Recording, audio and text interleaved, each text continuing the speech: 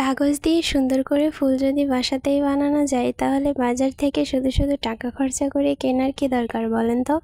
আমি কিন্তু বসে গেছি সুন্দর করে কাগজের ফুল বানানোর জন্য। পারি আর না পারি সেটা হচ্ছে পরের কথা, চেষ্টা তো করি আর আপনাদের সাথেও শেয়ার করি, দেখা যাক লাস্ট অবধি কী হয়। তো সুন্দর করে কেটে তো নিয়েছি, এবার সুতা দিয়ে বাঁধতে হবে।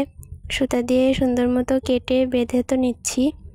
তারপর ছাড়ানোটাই যে বিশাল ঝামেলার ব্যাপার, ছাড়াতে গিয়ে তো আমি একদম ক্লান্ত হয়ে গেছি। তারপরে আরেকটা কেটে নিয়েছি সুন্দর করে।